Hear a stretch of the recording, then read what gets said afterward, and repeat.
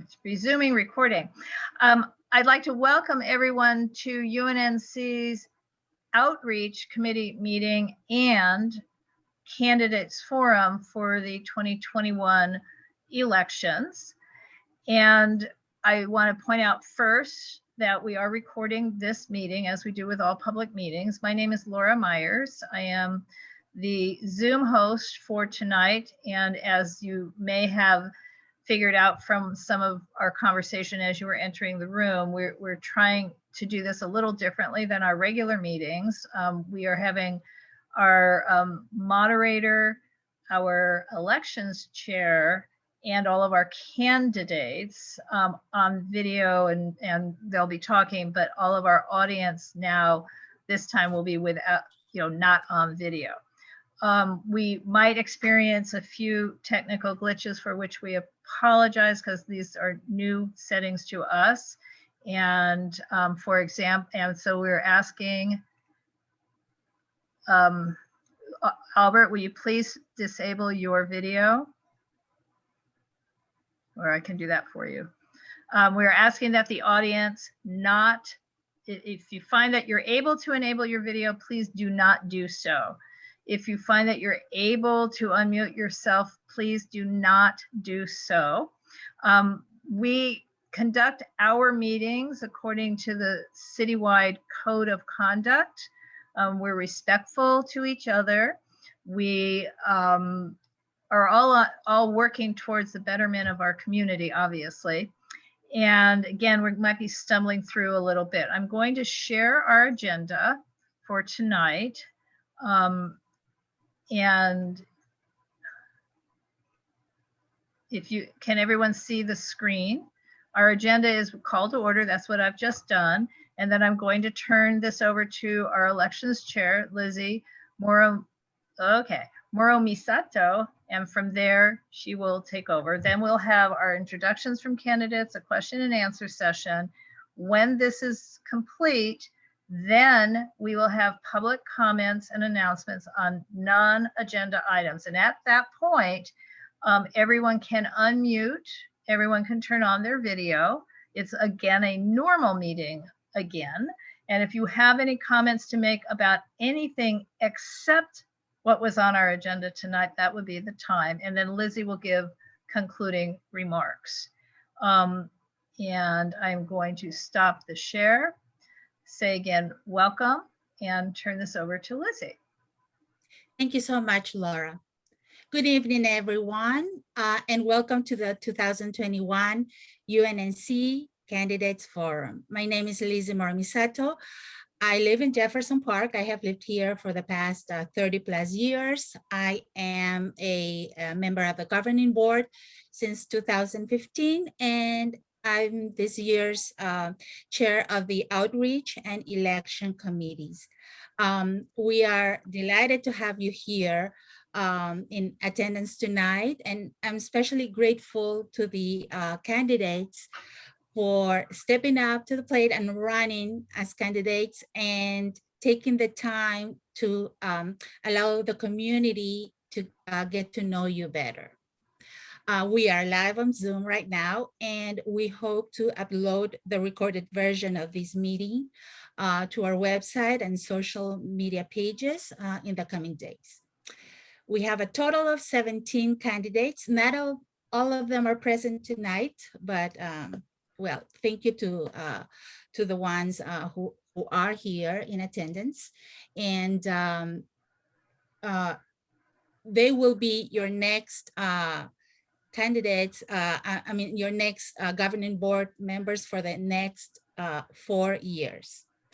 We have 6 available seats for at-large candidates, and then 11 area candidates who will occupy 6 of the area seats. So before we start the meeting, and for those who might not know, even though I don't think that will be the case, but let me offer you a brief explanation of what a neighborhood council is. An NC is the most local form of city government. The UNNC is one of 99 NCs within the city of LA. We're made up of volunteers, and we advocate for the quality of life of the members of our community. We do not pass legislation, but we have an advisory role in the numerous issues that concern city governance and the needs of our UNNC community. We manage a yearly budget that goes towards projects that again will enhance stakeholders' quality of life.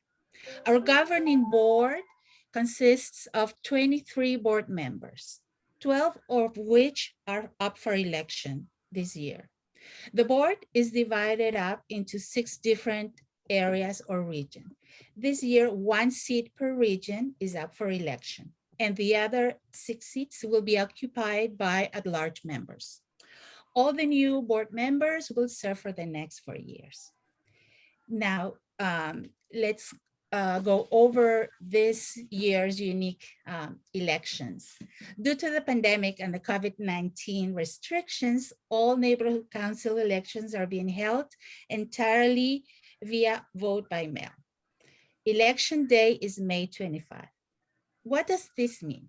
That you need to register and request a ballot. And you need to register in order to be able to vote. All the information you need is in our website, unnc.org/elections. In order to request a ballot, you may do it 100% online via the city clerk's application portal. Alternatively, you may also print out a ballot form, an application form, which looks just like this. Okay, you print it out, and then if you are 16 years of age or older, and if you live here, those will be the 2 requirements, the easiest requirements to be eligible to vote. Again, the instructions are in our website. You may send in your ballot in 3 ways. You either scan it and send it by email as an attachment. You can also fax it, or you can send it via regular mail. And all those instructions are at the bottom of the application form. The registration window is open right now, and it will be closed on May 18th. That is only 1 week before election day. So please, by all means, register now. If you leave this meeting and you have not registered, once this meeting is over, go to the city clerk's office and register, or go to our website and you'll get all the information there and all the direct links to the city clerk's office website. Once you receive your ballot, how do you submit it? How do you submit your vote? So it needs to be postmarked by election day, May 25th. So that's why that date is significant, is important. The city clerk's office will receive your ballots up to 10 days after the postmark day. So June the 4th. And they will count the ballots on 2 rounds. Right after election day, the Monday, I believe, after election day, and then come June 4th, they will do an official. So the first round of ballot counts will be unofficial, and then come June 4th, it will become official, and all the new board members will be announced. And then so you can either send in your ballot, your vote, via regular mail, postmarked by May the 25th. Alternatively, you may drop it off at our drop box location, which is located at the Jefferson Park Library, which is on Jefferson and 2nd Avenue. And the exact address is 2211 West Jefferson Boulevard. You will have, so to be able to drop it off, you will have a window from Friday, 9 a.m. before election day to 8 p.m. of election day. So basically that weekend prior to that Tuesday of election day. Other Dropbox locations within Region 10 can also be used. And again, all that information is available right now in our website.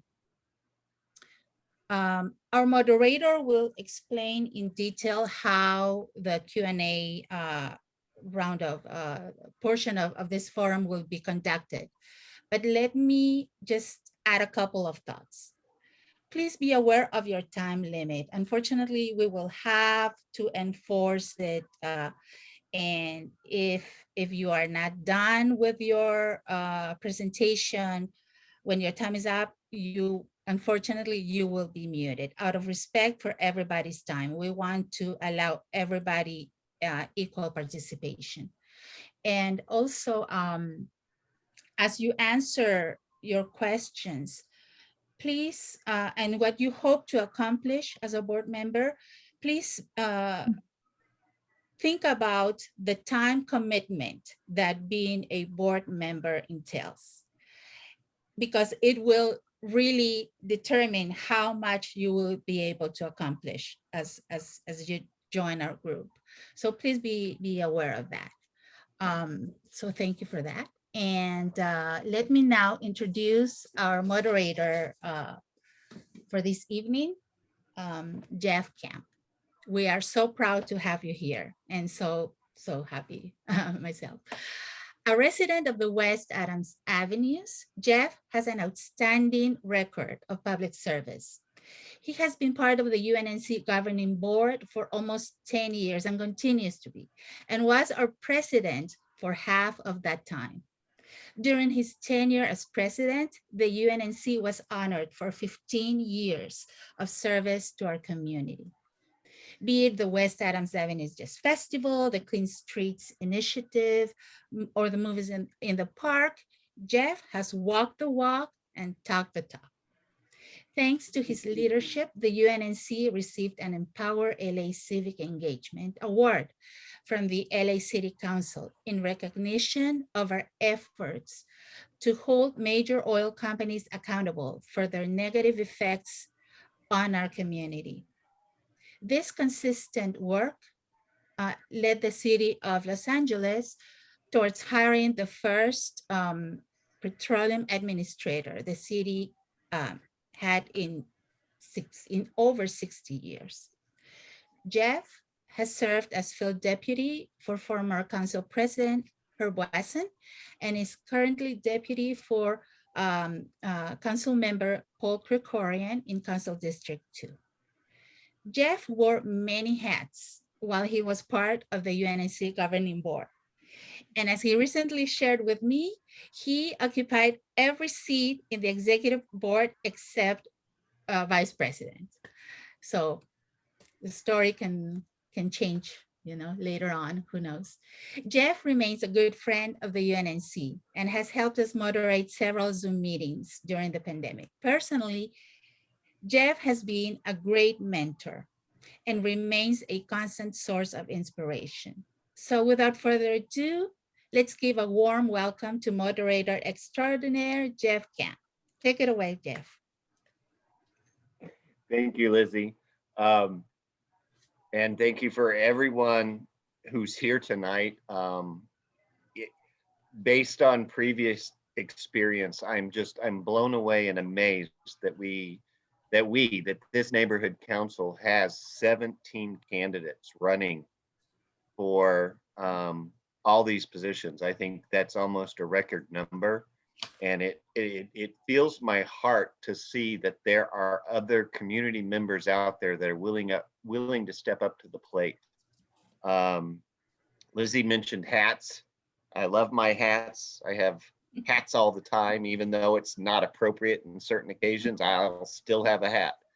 And tonight I debated whether or not to wear my World Series Dodger hat or my official UNNC hat. So I figured to go non-biased, and I wore my Mickey Mouse hat. I want all of the candidates to just really, or I would recommend to the candidates, just be yourselves. That's who you are in your communities, in your neighborhoods.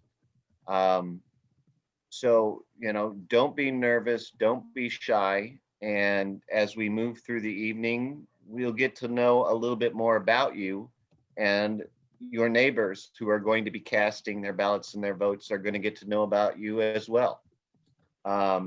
So with that, if you see my head do this, as I mentioned to Lizzie earlier, I have a teleprompter here. And so when you see me do this, I'm reading the teleprompter. That's the one thing I got in my contract. I did not get the M&Ms, and they are not in my green room. So we'll work on that later. But for tonight, what we'd like you to do is first introduce yourselves. Tell us your name, where you live, and feel free to include why you are running for candidate, and what is the passion that drives you? What brought you to the neighborhood council? What changes are you wanting to see and make? Let us know who you are. Everyone will have 2 minutes to introduce themselves, and we're going to be starting first with the at-large candidates, followed by the candidates who are in areas that are contested, so there are more than one of you running, and then we'll finish with the candidates who, despite the election, have already run because only one person signed up. And there's nothing wrong with that. It just means that they're not going to have the competition. And then in each of these categories, it'll all be in alphabetical order. So you may see Laura or Raheem chiming in to unmute yourselves for when your time is up. But please try to keep it 2 minutes. And with that, I'd like to start with our at-large candidate, Raheem Dawson. Good evening, and I'll start the timer for myself. My name is Raheem. I am a resident of Arlington Heights. I've lived in Arlington Heights for coming up on 6 years now. My wife and I moved to Arlington Heights in 2015. We weren't married at the time. We got married shortly after we moved into the house.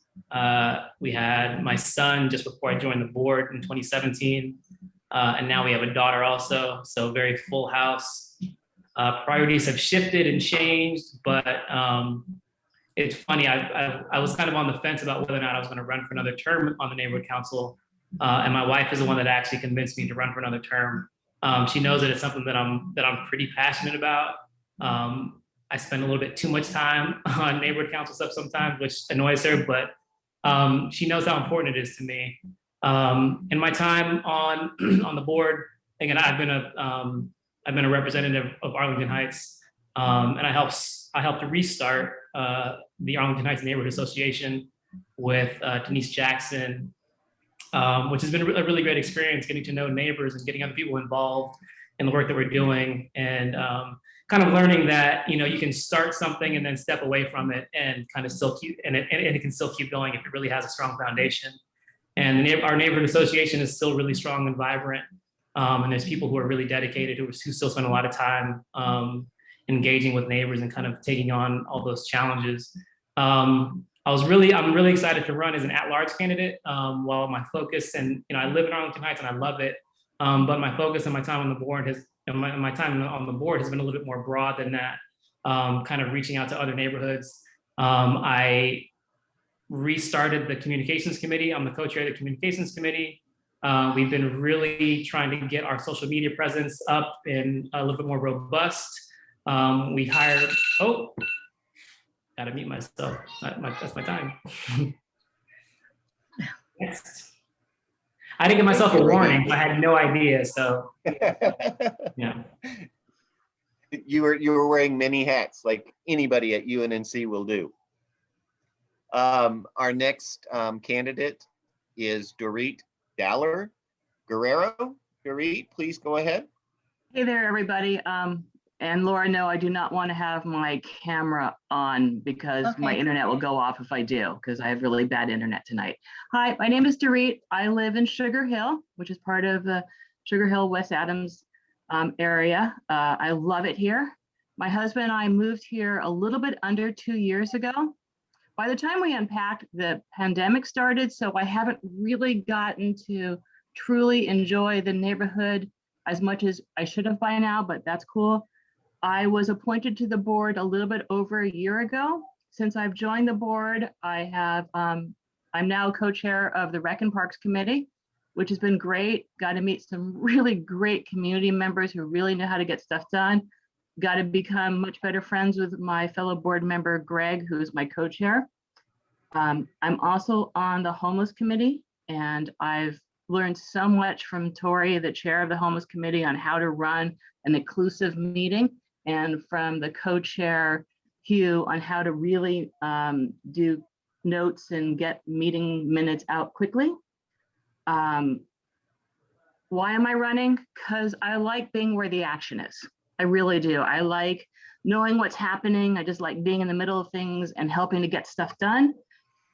This is not my only experience with neighborhood councils. I lived in Silver Lake for 23 years. I helped start the Silver Lake Neighborhood Council. I was on it for 2 terms. During my time there, I was a treasurer. I started the homeless committee. I started the budget committee, and I also started the education committee. Other things I do. Oh, yes. I'm sorry, Dorit. I believe that's our 2-minute time, Okay, even though we thank were you. going to try to give you. Thank you. So, Laura, I think we may have discovered our first technical difficulty. If Raheem is going to be our timekeeper, he has to be able to keep himself unmuted. Well, okay, that's fine. I didn't mute him. So I will unmute him again, and this time, Raheem, just stay unmuted. I really shouldn't stay unmuted. Like I said, I have 2 young kids, and I don't think anybody wants to hear all that. Okay, well, I'm gonna Give him co-host. Wait, Co-host. you're co-host then, Raheem, because that way you can stay on. You can mute or unmute yourself. Now I've just lost you on the screen, but that's what I'm gonna do. Okay. Perfect. And again, thank you, Dorit. We will try to make sure we are giving each candidate at least a 30 and a 10-second warning. So hopefully we fix that one. Our third at-large candidate is Taylor Fife, who I can already see is wearing a hat. So who knows? He may be able to change them as well. Taylor, please go ahead. Yeah, I'm Taylor. So I live right here at the corner of Crenshaw and Adams. In fact, I think I'm the human that lives closer to the corner of Crenshaw and Adams than any other humans. So something about me, I work for a very large multinational tech conglomerate. I lead a team of product owners and operations managers there. I have a master's in business administration from UCLA. Down the road, an undergraduate degree in political economy and public policy from UC Berkeley. So what I'm most passionate about that's in the remit of the neighborhood council is street safety and mobility. So I think our neighborhood and our city really could very easily be a much better, safer, easier place to travel around if we just make a few small and relatively inexpensive changes. I think it's just something we need to advocate a little bit more for. Everybody knows the thing that's most annoying about LA is traveling around LA. And then I would say that the thing where I think I can have an impact, or the main reason I'm running maybe, is that I have a demonstrated track record of success helping teams be more effective. This is usually in the technology operations space. But I think I could do the same kind of thing in a neighborhood council, help us define goals and execute on them. 30 seconds. Then I'll just say I do have some experience with neighborhood councils. I've sat on a community council before, and I've worked a little bit with the communications committee here, working on the council website. Thank you very much, Taylor. That's much appreciated. Our next at-large candidate is Jasmine Johnson. Jasmine, would you like to introduce yourself and tell us why you're running as a candidate and maybe what some of your passions are? Thank you, Jeff. Hi, everyone. I'm Jasmine Johnson. I've been a resident of the Avenue for about 3.5 years now. and I've served on the UNNC board as an at-large rep for about 4 months. Professionally, I am a social justice advocate by trade. I currently work for an environmental justice and health organization, but I also have experience organizing and doing comms work for nonprofits. And I've also worked for the city of Chicago when I was out there for school. And so I'm really passionate about social justice and making sure that everyone has an inclusive and just space to thrive. And so this is really what drove me to, look into and join the UNNC board. Fortunately, I did get to experience a lot of the neighborhood before the pandemic, but I really got to know the neighborhood better. During the pandemic, as we're, sort of forced to stay at home in our personal spaces. And, I really want to continue helping our neighborhood and our city contend with, the numerous challenges that we're facing around housing, accessibility, as well as small businesses and, the impact the pandemic has had on them, and also facing environmental threats, which has obviously been an issue for many, many years now. And so, having been informed by my work in community engagement and advocacy, I plan to continue to elevate the concerns of, our residents and the solutions of our residents and our community-based organizations and other stakeholders to uplift equitable housing policies, as well as ensure just recovery for the workforce, especially those involved in industrial uses, and again, uplift our small businesses, especially those most impacted by the pandemic. Thank you. Thank you, Jasmine. I just checked the participant list, and I'm not sure if Charlie. Yes, she is, Jeff. I just unmuted her. Okay, Charlie, please go ahead and feel free to introduce yourself and let us know a little bit more about you. Thank you so much. I'm Charlie Popp. I live in Harvard Heights, moved here about 10 years ago, have a daughter. And I'm a social worker with the Public Defender's Office, and I work with juvenile offenders. And being in that position actually really made me interested in policy. And it just never even occurred to me that neighborhood council is a way to have a direct impact on policy that really impacts our neighborhoods. So I was encouraged by an organization I used to belong to run. And so here I am. I'm really excited. I have no experience on neighborhood council, but I am a great advocate. That's what I do for a living. And I really have a passion for learning, and I tend to really research and make informed decisions so I can commit to, really looking into things that affect everybody in our neighborhoods. I think we live in the best neighborhood in LA. I think that, just want to help work to enhance the assets. And I guess one thing that I've noticed that feels maybe like a little bit of a disconnect is that the relationship sometimes between the renters and the owners in the neighborhoods, I think could really use some improvement, and to build that community more and make sure everybody is included. So that's something that I would really want to devote some of my time to. But as I said, I'm open to working for everything that's going to, make our communities better. So thanks so much for listening. Good to meet everybody virtually. Thank you, Charlie. The next at-large candidate is Dolores Spears, and from history and walking the neighborhood and knowing the neighborhood, she's pretty good at changing and wearing hats too. Dolores?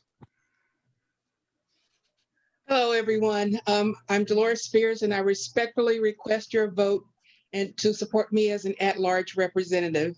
I've been a community activist practically all of my adult life, from marching against injustice in the 60s in my hometown of Alton, Illinois, to opposing the LA school district's attempt to take people's property under eminent domain in South Los Angeles.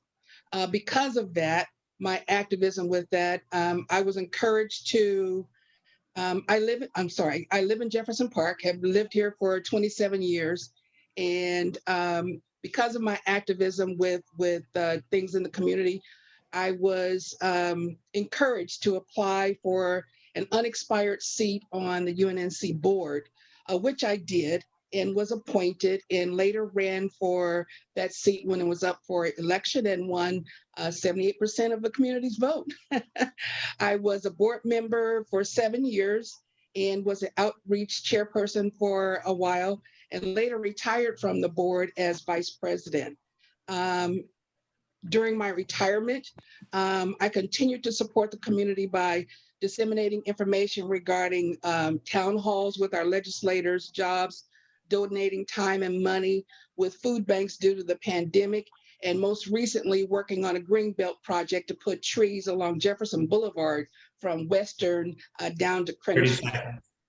I'd like to come back to the board to bring my experience to enhance the current developments and to look into new projects to enhance our community. Thank you.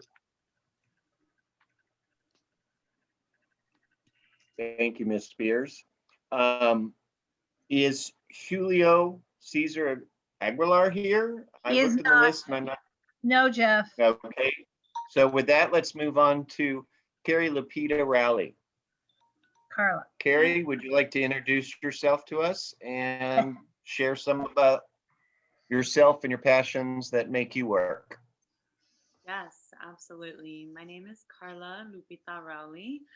I live in Arlington Heights. I moved here in February, but before that I lived in Harvard Heights. So I lived in this district for a little over a year.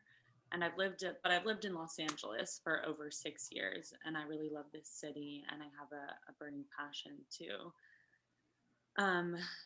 improve the quality of life for everyone who lives here. I went to UCLA. I got my bachelor's in fine art and gender studies. I made this little piece right here. I also organize with the Los Angeles Tenants Union. And through that, I've realized how difficult it can be to make meaningful change in your community if you don't have access to the right resources or the right information. And so, yeah, I think I have a lot of passions, but my goals in running are centered around strengthening the relationship between the neighborhood council and the members of the community that it serves. Because I think the neighborhood council is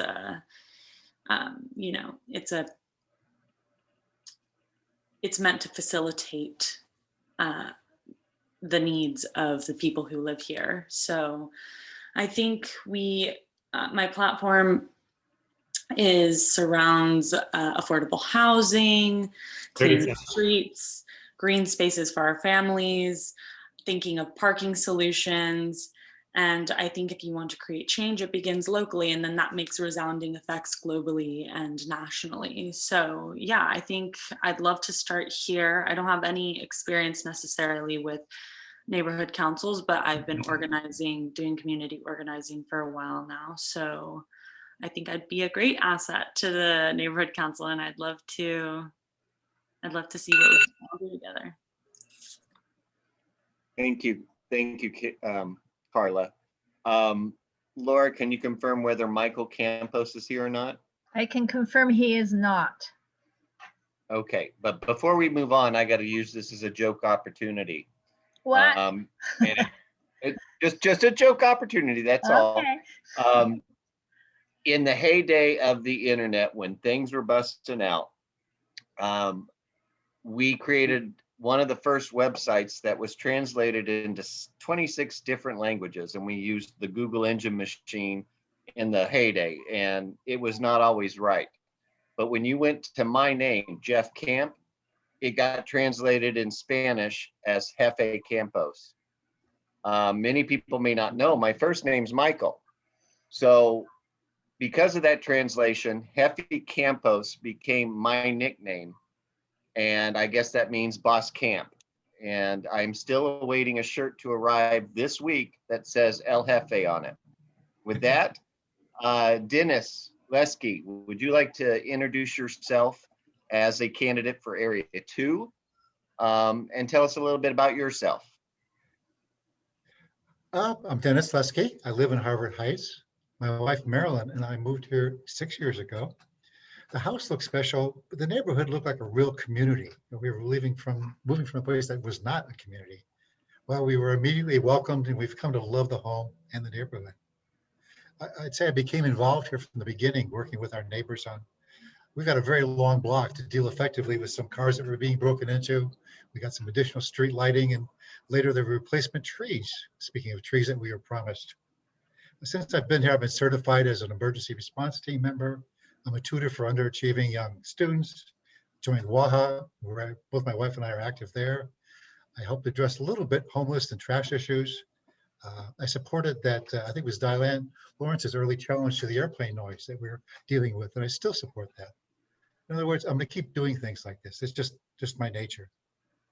You've asked us to identify our passions. Mine is so encompassing.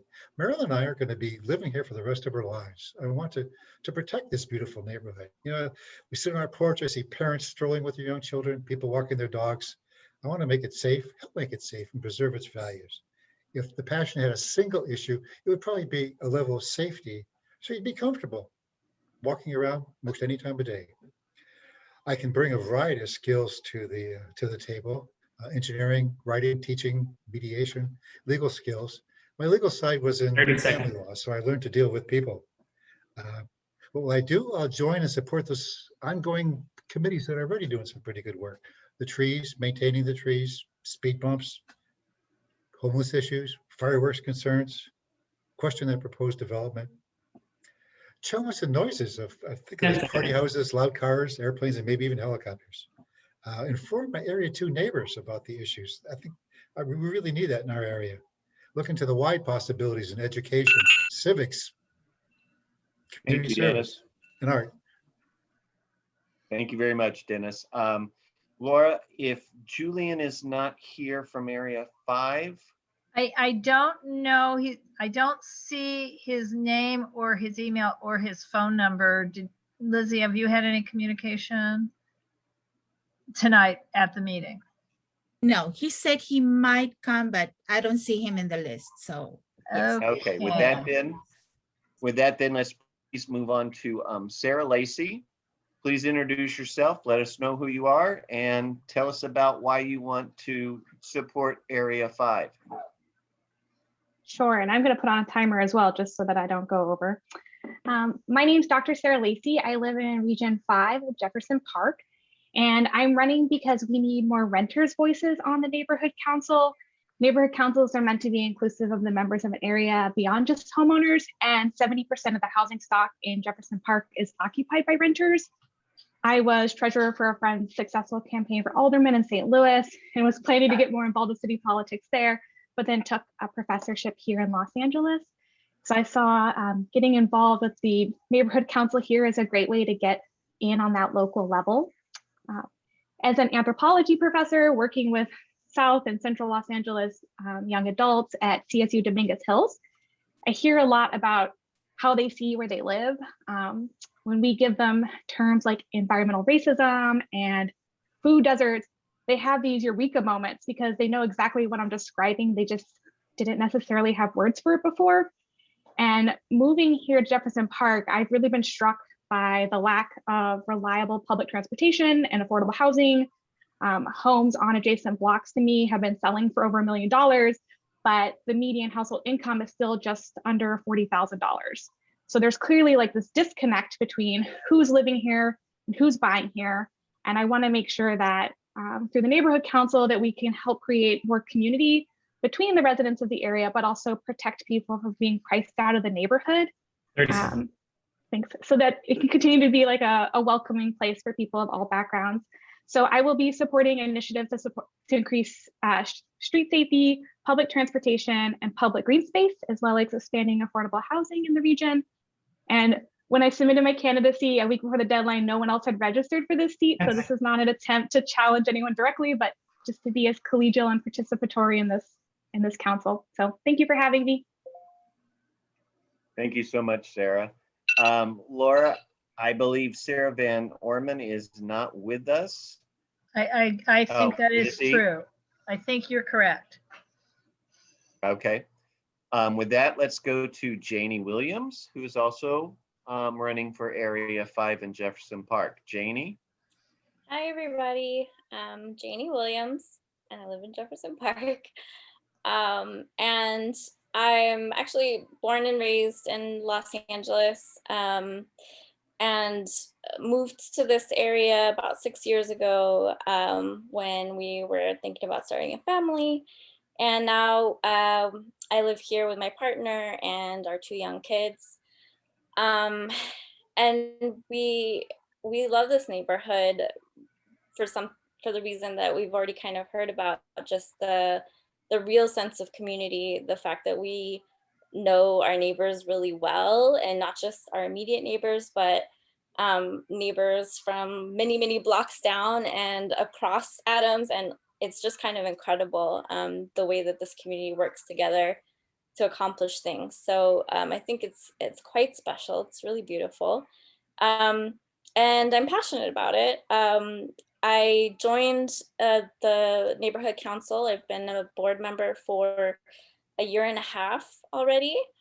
And kind of really soon after I joined, the pandemic hit.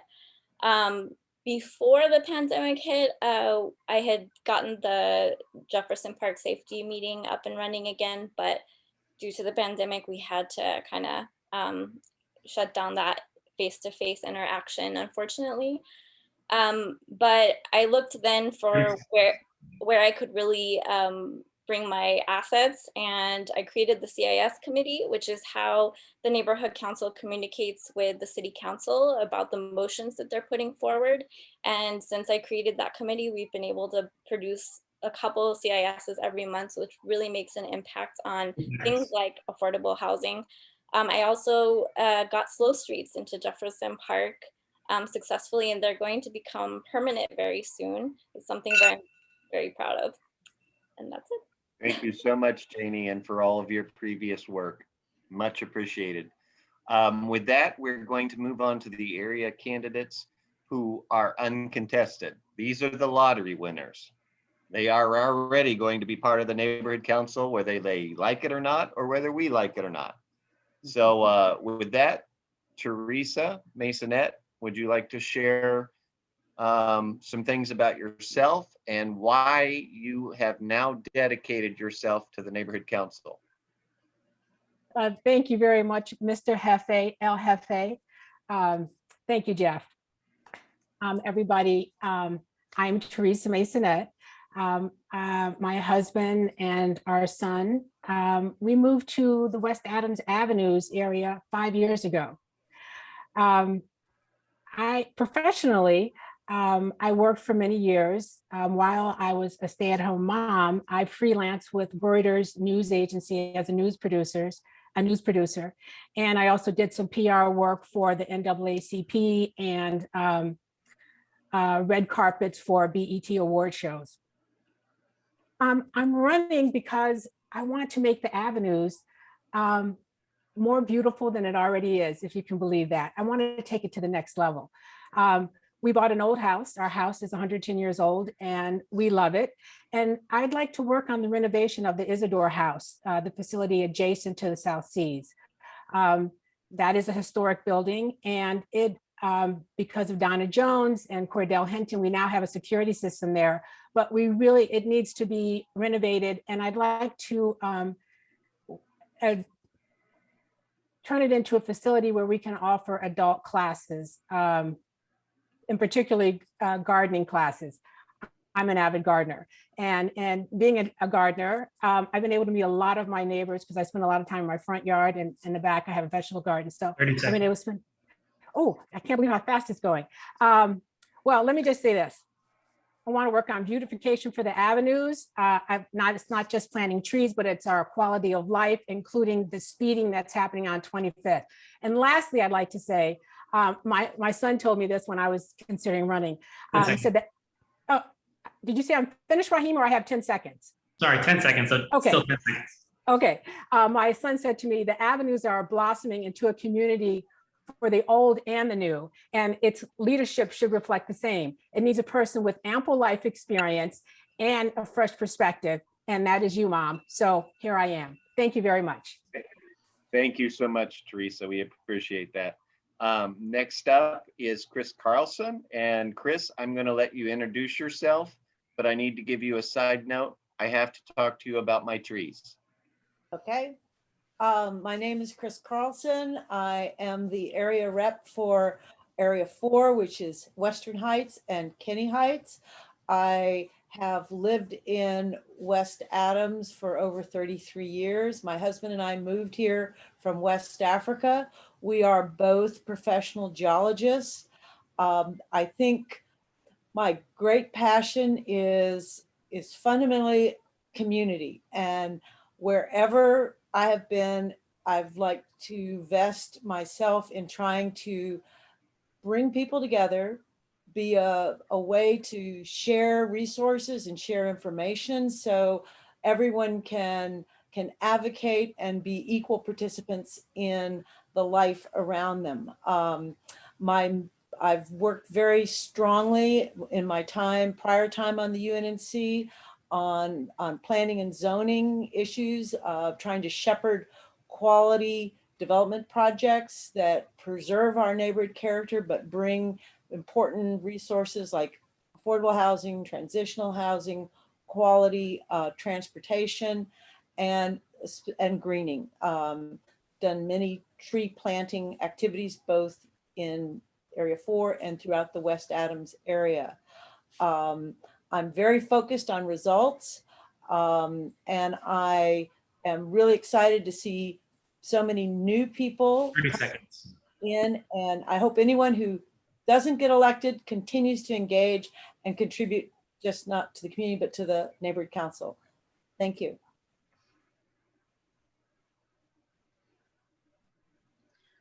Thank you so much, Chris. And then finally, John Arnold, who is Area 6, Jefferson Park as well, and a fellow plane hater, just like me.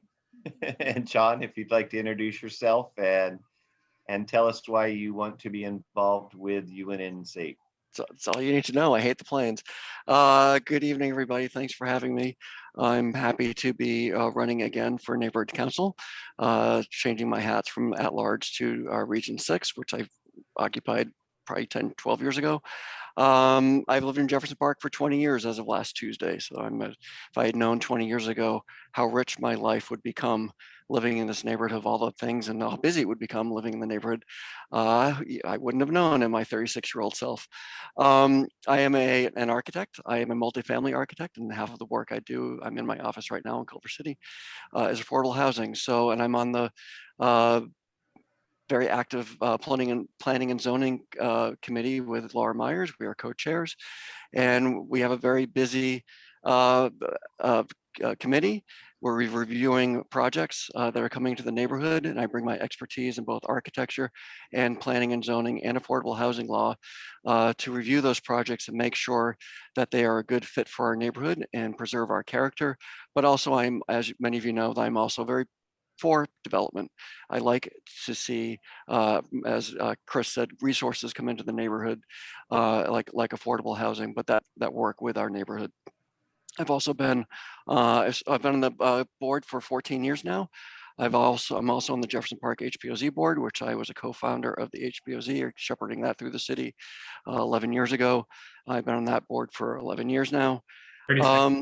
And the other thing I'm very dedicated to, and with Laura, is educating the community so we can all be participatory in reviewing projects, know what we're talking about, help developers fit into our neighborhood rather than being NIMBYs, which so many other neighborhoods fall into, and ours doesn't. I'm very proud of that and to be part of that. So thank you, and I'm happy to be on the board. Sorry, I'm unopposed. Thank you very much, John. For the stakeholders out there, now we're getting ready to switch it up a little bit. We're going to ask a series of 3 questions, and the order will change. We are going to begin with those candidates who are running in a contested area, followed by those candidates who are uncontested, and then we will go to the at-large candidates. Like previous introductions, each one of those categories will be in alphabetical order. the candidates have not heard these questions. So Laura will be putting them into the chat if you need to re-see the question before you are called up. So question number 1 is, how are you already involved in your immediate neighborhood? Please respond within 1 minute, and Raheem will keep us on time. And with that, our first candidate would be Julio Cesar Aguilar. Laura, has he joined us? No. Oh, Lizzie's got Okay. her hand up, however. Is All that a right, Lizzie. He's not here. Okay. Okay. Thank So you, Lizzie. I have with already that- unmuted Carla. Okay, with that, let's go to Carla Lupita Rowley, who is running in Area 1. Hi, that's a great question. As I stated in my introduction, I'm involved with the Los Angeles Tenants Union. So I'm really passionate about tenants' rights, informing people about their rights. And we do so many things like building, as Sarah said, building relationship tenants to the landlords and making sure that tenants' voices are heard, because most of Los Angeles rents. So we help by doing things like helping people who've been illegally evicted, getting them back into their homes, informing them about how they can take their landlords to court for, basically not following all the COVID protocols. And we also organize buildings who have been mistreated by there's a slew of things, but that's basically how I've been involved. A minute is such a short time to talk about all that, but super passionate about it. Thank you so very much, Carla. I would be under the assumption that Michael Campos is not here. Correct. So I'm asking Dennis Okay. to unmute. Dennis Lesky, same question to you. How are you already involved in your immediate neighborhood? Mentioned a few things in my introduction. It started with trees on our block. I've been in contact with, I think, Dan with the Environmental Committee, because I know you folks are getting trees in on Jefferson and on Washington, and the problem is going to be maintaining them, getting water to them. So I said I'd be involved. I'd like to go to the next meeting to see what we could do about maintaining those trees, whether or not I get elected. Help with the trash a little bit on Washington. We had those receptacles out there and they were being not maintained. And after a lot of time on the phone, we got that taken care of. With my wife, we're trying to deal with the fireworks concerns in our area. So it's just continuing to do what I've always done. Started with public safety, and that's what I want to keep up. Want it to be a comfortable neighborhood. Thank you so much, Dennis. The same question going to Julian Jorda, who may not be here. Okay. Correct. Sarah Lacey. Hang on, I from haven't done her Area yet. 5. Here we go. I haven't unmuted her yet. Trying. There we go. Thank you. Thank you. So some of the immediate ways that I'm involved is that I'm an educator. So I'm working with students who live in this area. I saw back at the summer a bunch of like proud Dominguez Hills graduate signs in people's yards, working with them to get jobs, help them with, they have a lot of different other things they're bringing to the table, like getting access to housing and food and childcare. I'm also really involved in my union, CFA. So I have been involved in both the Democratic Socialists of America Labor Committee, and then also with the union, I've been lobbying at our state level. So that was actually just last week, talking to our state assemblyman from this area about issues related to employment justice and workplace safety. And then finally, I've only been here for a little under a year, but just even getting involved in my neighbor on the other side of the duplex who can't get reliable transportation to his chemo, taking him so that he doesn't have to ride on the bus and expose himself. Thank you. Thank you so much, Sarah Lacey. Sarah Van Norman? Nope. Okay. Then let's move on to our final contested area. Again, this is Area 5. Janie Williams please go ahead and tell us what you've done in your neighborhood. Well, before I joined the neighborhood council a year and a half ago, I noticed that there were some issues at our local park, at Leslie Shaw Park.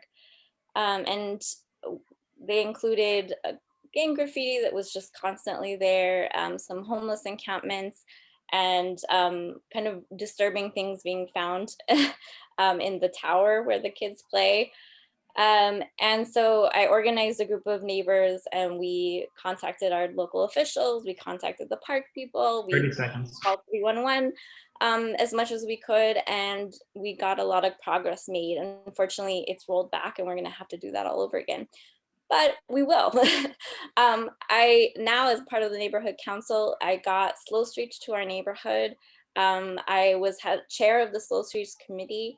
I ran a task of volunteers to keep them up, and I've been in communication with the city this whole year, ensuring that we make them permanent. Janie, thank you very much, especially for all the things that you've done so far.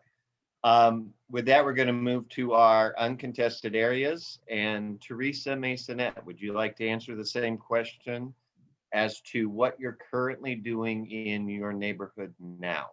Well, first, before the pandemic and even during the pandemic, I participate in the West Adams Avenues Association meetings. I'm like the go-to person in these couple of blocks for gardening. So I help all my neighbors with vegetable gardening and answer all kinds of questions on how to grow beautiful plants and vegetables. And also I participate with my husband on the monthly CPAP meetings to keep abreast on some of the police activity in our community and what's happening with the gang violence and the little problems we have in our neighborhood. Thank you. Thank you, Teresa. And with that, Chris, would you like to answer the same question, please? Chris Carlson. Thank you. Since as a resident of Western Heights, I helped with other neighbors kind of restart our neighborhood association almost 30 years ago. And we've kept that as a very active, ongoing organization that's inclusive of all 6 blocks. I was one of the people that helped get the HPOZ designation for Western Heights. And that took quite a lot of community organization and outreach. I've had 2 kids go through the LAUSD public school system. So for many years, I ran an annual choices event at my home so that we could explain to parents all the ins and outs of the LAUSD choices program, and 10 seconds. And so that people had access to quality information. I continue working on green space and tree planting, and I'm very active on the oil issues in our area. Thank you. Thank you so much, Chris. Appreciate that. And then finally, John, also from Area 5. Oh, Area 6. I'm sorry, Area 6. So as I said earlier, I'm active in the Planning and Zoning Committee, where I really pride myself on helping both the community and the developers do better and getting things that will help our community in the form of development. I'm very proud of the work I've done in the past. Just for an example, the past year, a developer ran into a problem in Arlington Heights. I'm sorry, Angeles Vista. Get them always mixed up, not up the hill. We helped a developer who ran into some planning issues redesign their project so it fit into the neighborhood better. And that project is going to be permitted in the next few weeks. And it preserved 2 houses while adding 4 units of housing behind them, whereas the first design was scraping the site and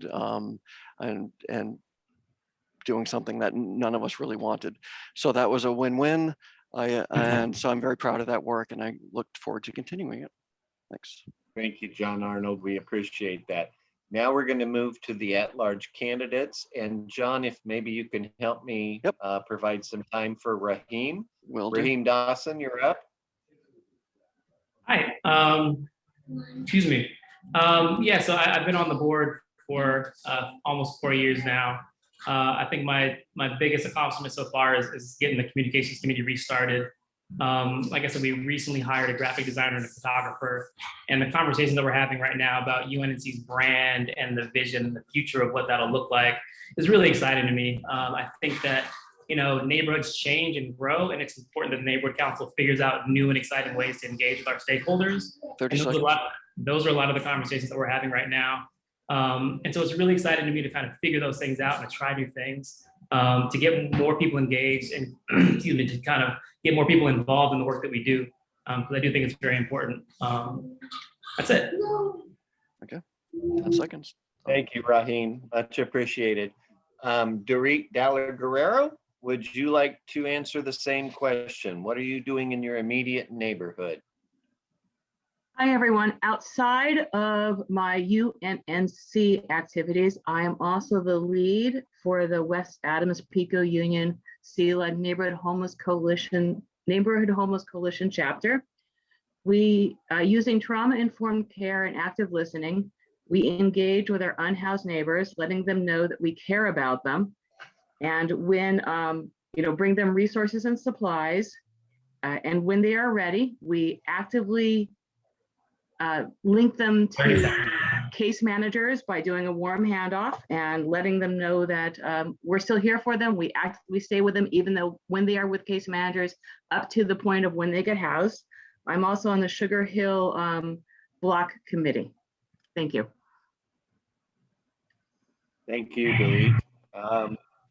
Taylor, Fife, we're up to you now. At-large candidate, would you like to talk about what you're doing in your immediate neighborhood? And I believe you said that was Adams and Crenshaw.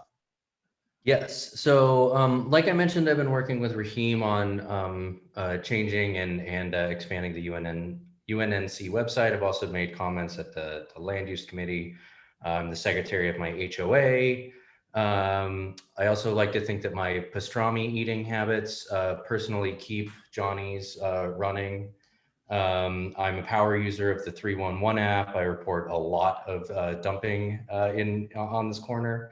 And I do a lot of activism work with some progressive organizations, regularly write to local officials, local electeds, and make public comment on, the last thing, for example, was the Crenshaw Northern Extension scoping meeting. Went to that meeting this morning and made some comments. Thank you very much. I appreciate that, Taylor. Jasmine, you're up next. Jasmine Johnson, what are you doing in your immediate neighborhood? Thank you, Jeff. So as part of the UNNC board in my short time, I have been consistently involved in the planning and zoning committee. I've enjoyed learning a lot from both John and Laura, and I've also, been excited to be able to contribute the, equity and sort of grassroots perspective on a lot of these issues. Also supported Raheem in his efforts to improve communications more broadly for the region. As part of my organization I work for, we've done a lot of organizing and work with residents around education on land use and environmental justice issues. And so we've walked the neighborhood, we've done air quality monitoring. My organization helped spearhead the initiative to shut down neighborhood oil drilling. So definitely been heavily involved in environmental justice issues in the area. Thank you. Thank you so much, Jasmine. Charlie, Popp, would you like to be next? Yeah, thank you. You said my name correctly, which is not common. Is it Pap or Popp? I'm oh, sorry. It's Popp. You said it right. Yeah. Popp. Okay, I thought so. Okay. Pop like popcorn. Really what I've focused on, I guess, the last couple of years is just building community in our specific block. Like we really, my daughter and I and my husband and my daughter are out every day, down and up and down the street, just walking. I feel like she has this inflatable cow and everybody on the block knows her inflatable cow. And so it's just about, for me, at least so far, it's just been about building those connections with the people in our immediate block, which has been really really neat. So, and I've never lived in a neighborhood where I knew all my neighbors, and I really feel like I know the majority of the people who live on our pretty big block. Another thing that we were doing before it closed, there was a boarding care on the corner of our, just on the corner of Hobart 10 seconds. and Washington. And anyway, we were coordinating, trying to give supplies and give holiday gifts and things like that. We coordinated with the neighborhood to get those things to the men that lived there, and that, you know, to help try to pull them also into the community. So that's kind of been my goal lately. Thank you so very much, Charlie. Appreciate what you're doing in your community. Dolores Spears, same question to you. Please go ahead. I think I mentioned already in my opening statement about some of the things that I've been working on, and that was with my neighbors on 31st Street Quality of Life Committee, securing the funding for, assisting in securing the funding for the trees on Jefferson Boulevard. And that contract will take care of the planting and care of the trees for the next 3 years. Again, during the pandemic, for those impacted by, what was that? 30 seconds, sorry. Oh, helping with the food distribution, and more recently, helping my neighbors fill out the forms for the upcoming election in UNNC. Thank you so much, Dolores. Dolores Spears, we really appreciate that. Moving on to question 2. Again, we're going to be doing the same format in the same categories, all in alphabetical order. And this one is based on the fact that in any neighborhood council, most of the work gets done in a committee. UNNC currently has roughly 10 active committees. So the question is to you, which committee piques your interest, and which one would you more likely get involved with? Julio Cesar Aguilar, I'm assuming, is still not here. Correct. So I'm unmuting. Okay, then let's move on with, okay, Carla Lupita Rowley. Hi, Carla here. Truthfully, I don't know what committees exist for this neighborhood council. I heard Janie talking about how there was a committee that made relationship with the city council. I think that one's pretty interesting. I also care a lot about, I guess, 30 seconds. Raising awareness and breaking down the stigma for unhoused folks in our area. And I've done a lot of work in the community for helping our unhoused neighbors. So I guess if I were to think of a committee, maybe, I'm not sure if the neighborhood council has one, but I could create it and do some work there. Yeah, thank you. Thank you, Carla. You mentioned earlier policy, and yes, Janie's committee, the CIS committee, would be the committee that you participate in to weigh in on city council actions. So if you're policy oriented, that would be the one to go to. For everybody else, because if you're not familiar with the committees, if you can't answer the question, at least express what committee you would start if you aren't aware of UNNC's committees. With that, let's check in. Michael Campos. Not present. Okay, then let's move on to Dennis Lesky. Dennis, please go ahead. I'm thinking of 2 committees, if I may do that. The beautification of the area. It starts with trees, and we're all talking about trees. I'll just expand that a little bit. We've got a lot of trees on our property that we didn't pay for. City plants you can go pick them up, or they'll even deliver some of them to you. So you can expand that from the street trees. But I want to throw my hat into the ring about communication and education. I've got a lot of experience in that. I've done some teaching, some publishing, and I would like to do that. If we don't have an education branch, I think that would be great. I'd like to get involved in starting something like that. Thank you, Dennis. Is Julian Jorda present? No. Sarah Lacey? Hang on. Thanks. So looking through the list of committees, I think that could you ask for just one or two? The two that I could probably make the most impact on are outreach, because it's like what I do professionally as an educator, like it's teaching, is working on advertising the clubs that I supervise with my students, my laboratory. I'm very good at making sure that we end up on the Smithsonian Channel and National Geographic and stuff. So I would love to be able to do some of that here. And then I'd also be interested in being involved in the Planning and Zoning Committee, because though as a renter, I'm really interested in affordable housing. So thinking about how we make decisions at the neighborhood level for what's getting green lighted and what is being asked to rethink their development plans. Thank you so much, Sarah Lacey. I appreciate that. And then finally, in the contested areas, Janie Williams. Well, I've spoken a little bit about this already. I am the chair of the Slow Streets Committee.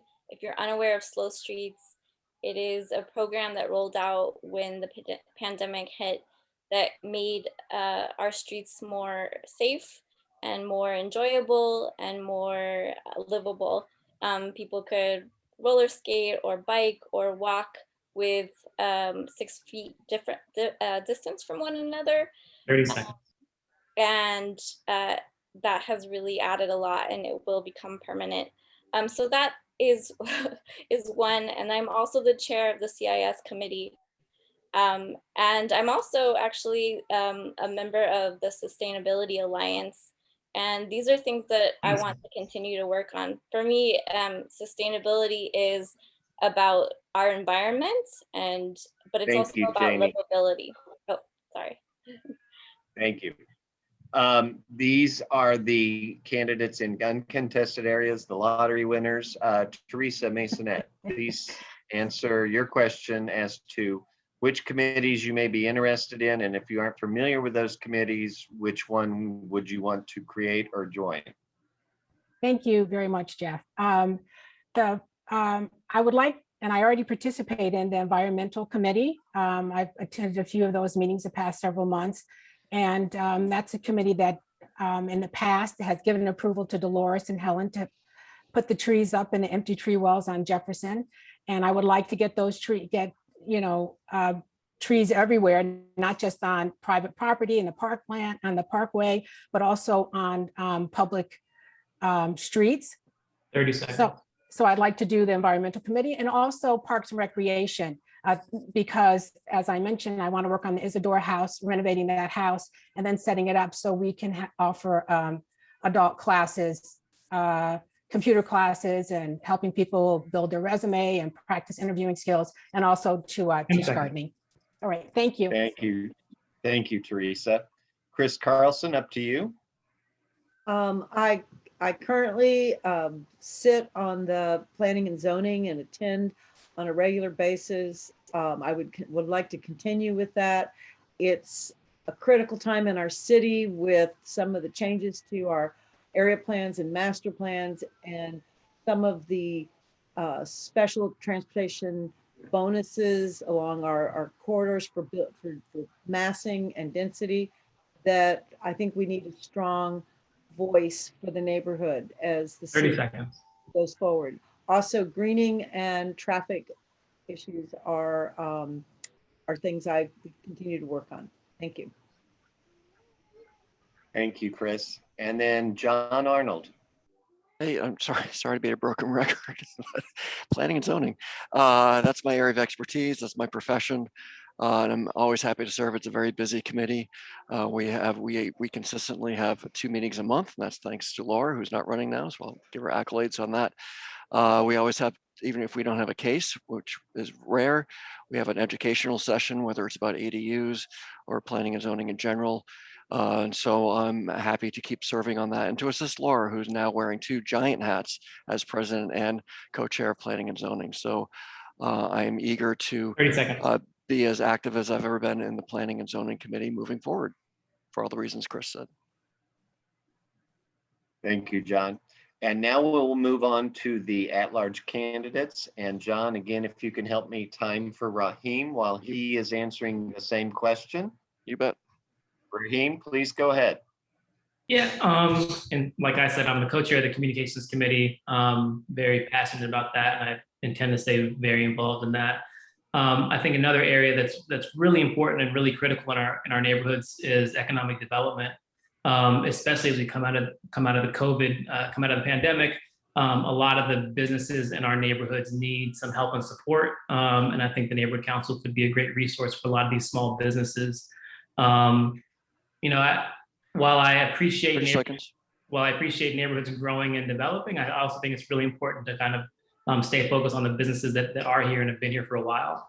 So anything that we can do as a neighborhood council to support and maintain those businesses, I think should be done. So that's it. Thank you very much, Raheem. And Dorit, are you still available? I am here. So I plan to stay on the Rec and Parks, Homelessness, and the Community Impact Statement committees, even though I know I write too many community impact statements each month. I also would love to start an education committee. So Dennis, I'm gonna hit you up for that. I started an education committee when I was on the Silver Lake Neighborhood Council. Love to also do an animal welfare committee and welfare and well-being. That would include pets, the ferals and strays that we have around here, as well as wild animals. I think all of our animals also need to be cared for. Yeah, I'm done. So those are the committees I plan to stay on or found. Thank you.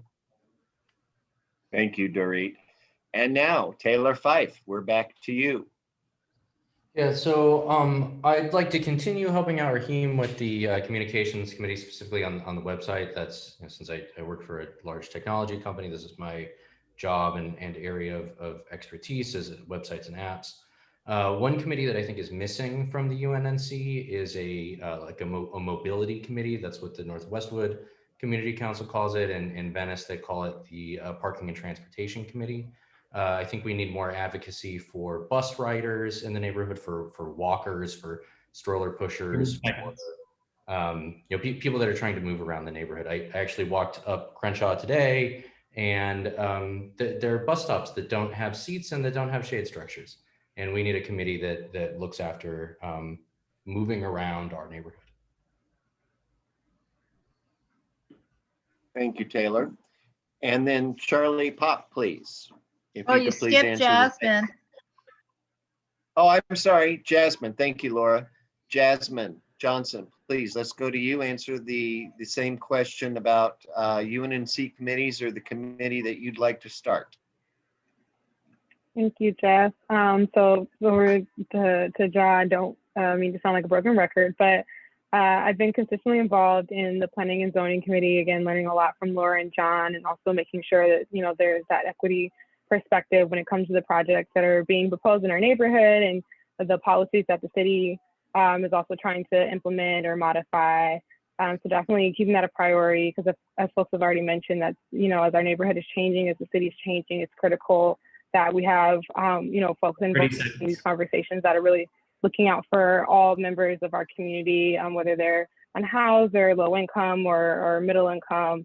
And then also, again, remaining involved in the communications committee to make sure that we're effectively and efficiently communicating important things and critical, you know, messaging to everyone in the community, as well as making sure we're uniting the community through, you know, whatever means necessary. So yeah, thank you. Thank you. So Jasmine, you did that very well. Now let's move on to Charlie Popp.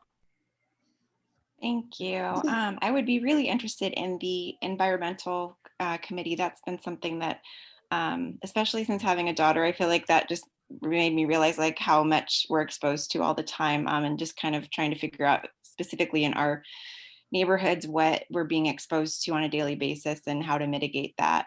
So I've already done a lot of research, and I'd be happy to work with other people to try to figure out how to keep us all safer from those environmental hazards. And then I'd also be really interested, I don't know if it's still functioning, but the Public Safety Committee I think would be really interesting, because I work in the justice system on the criminal defense side, and I think that's a huge part of public safety that it doesn't get a lot of airtime in terms of the input from that side of things. And I do think that there's a lot of valuable input that the criminal justice side of public safety could impart on that committee. So thank you very much, Charlie. With that, well, not with that, we have one more person. Dolores Spears, would you please share with others which committees you would be interested in or which committee you might consider creating? I'm interested in the outreach committee. I think that there is a segment of the population of our stakeholders that are being missed with regards to information. Everybody's not does not have a computer or access to the internet, or even want to even be bothered with the internet or social media. And I learned that while helping some of the seniors in my area and some of the Spanish-speaking people with the forum, 30 seconds. the application for the ballot. And I'm also interested in the bylaws committee. Thank you, Dolores, much appreciated. Now we're going to move on to the third question. Again, it will be the same format, the same groups, and the same alphabetical order. What unique experiences or skills do you bring as a governing board member? And feel free, if you've got previous leadership experience, you're welcome to include that as well. But let us know what talents you would be bringing to this board. Hello, Carla here. Yeah, Carl, there you go. Oh yeah, I assumed since I've been. Since I unmuted you. Yes. I'm trying to stay ahead of things here. You're doing great. Okay, so one of my talents lies in being really good with people in terms of outreach and whatnot for a sort of committee. I'm just really good at reaching people and listening and being able to see what people's needs really are. And then I'm a creative and I'm really good at imagining futures that don't exist and how that can be put into action. Also, another thing that I've noticed no one has brought up during this meeting is language justice. Dolores did bring it up a little bit, but that's something that I am experienced with in the Tenants Union, and I'd love to bring here because it should be more accessible to people who are monolingual Spanish speakers, or I mean, of course, other languages as well. But I have experience with that. I speak Spanish. My mother's from Mexico, and I feel like I'm good at reaching that portion of the population as well. Thank you. Thank you very much, Carla. Michael Campos, Area 2. Nope. Okay. On to Dennis Lesky. Dennis, are you still here? Yes, I'm definitely still here. I wouldn't miss a minute. I'm good at dispute resolution. I must say that.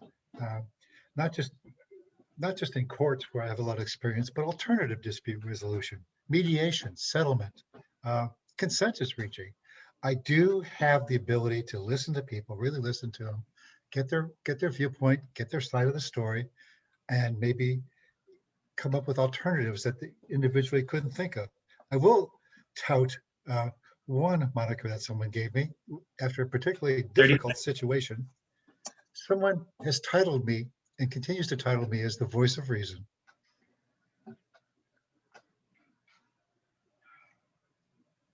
Thank you, Dennis. Much appreciated. Julian Jorda? No. Sarah Lacey? Please go ahead. Thank you. So as an educator, I use a lot of skills that are applicable here. So moderating group discussions, going out and doing detailed research, summarizing that research and coming back and reporting it in a way that's accessible to a large group of people is something that I do like on a daily basis. I'm also really good at outreach and media comms. So that's what I've been doing in my department. So getting the kind of exciting things that we're doing every day that don't get seen by a bigger audience. Well, I'll go ahead and stop there. Thank you.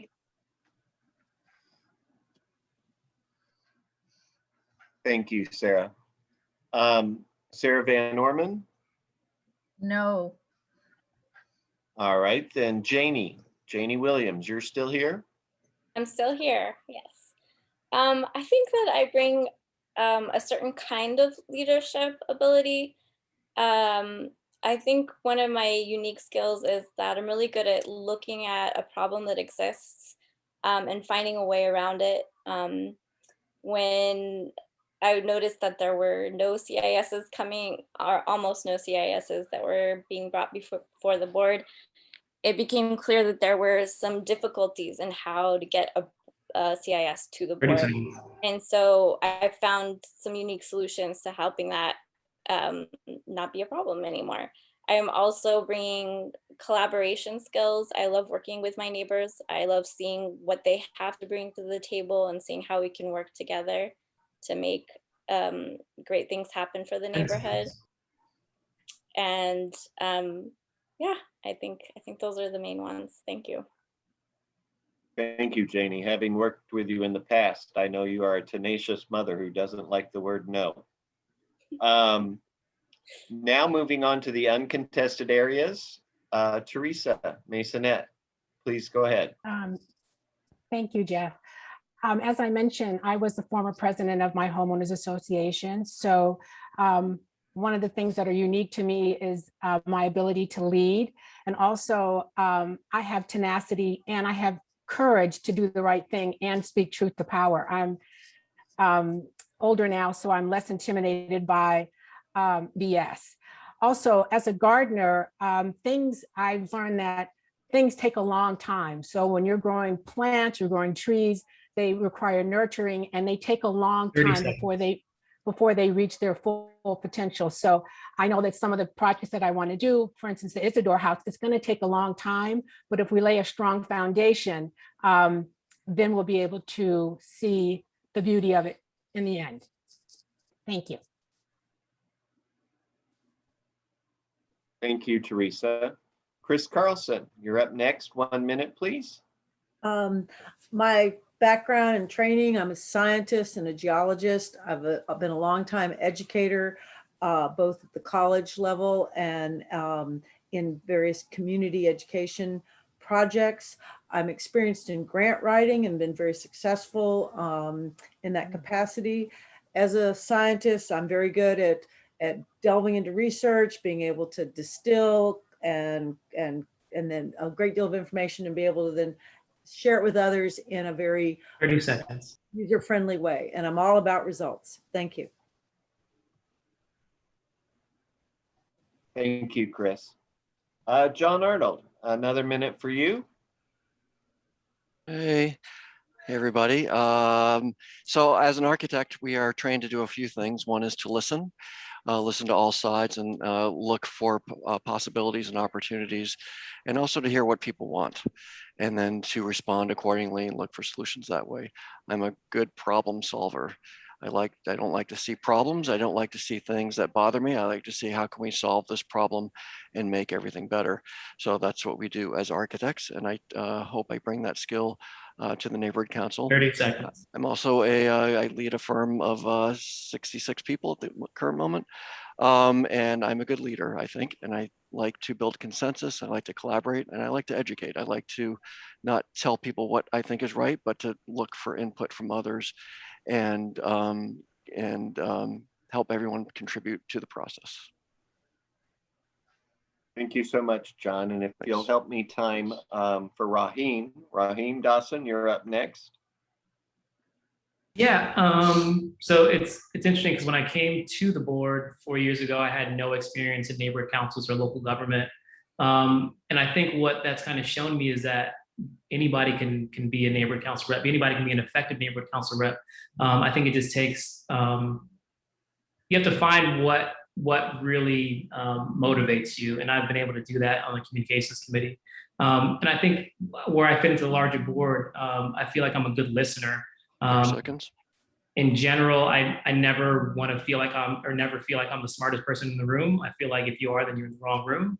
I kind of operate from that perspective. And so I'm always just trying to learn and listen before I make a decision. And I don't always think that my opinion needs to be voiced. I feel like it's okay just to sit back and listen sometimes. And I think that's worked for me on this board. Thank you very much, Raheem. Next, Dorit. Hi there. 35 years as a frontline homeless services worker has taught me active listening and motivational interviewing, which is two things that we really need to use when we're trying to get people to change their lives. Those skills work very well for all aspects of life, especially when I'm trying to speak to community members to hear what they have to say, even if they're not saying it right away, to like ask open-ended questions to get the information out of folks. I don't consider myself a leader. I don't like that word, but I am a really good team player. I like everyone to be equal. I like a level playing field. I don't think anyone should be above somebody else. So yeah, I'm a good team player, may not be a leader, and I'm also a good listener. Thank you. Dorit, thank you for your honesty. Taylor Fife, you're up next. Yeah, so for skills, I mean, I would think, so I'm a technology professional. I lead a very experienced team of other professional technology managers. I'd like to think I'm particularly good at problem solving, critical thinking, decision making, getting things done. I've negotiated contracts worth hundreds of millions of dollars. We've worked on exceptionally complex technical builds, budgets in the tens of millions and even hundreds of millions of dollars are given to products that I've led. I have a lot of experience in process creation. In other particular areas that I work on a lot are strategy, company strategy, operations, problem solving, root cause analysis. Have a lot of technical skills. I'm pretty good at SQL among other things, but this is all very different from the kinds of skills that you guys have said. This is all very businessy.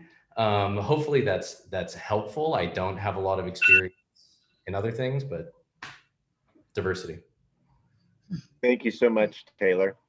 Jasmine Johnson, you're up next, please. Thank you, Jeff. So yeah, so as far as my technical skills go, I have a professional academic background in policy, particularly health, environment, and land use policy. But I think what makes that experience useful is my work in community engagement and organizing.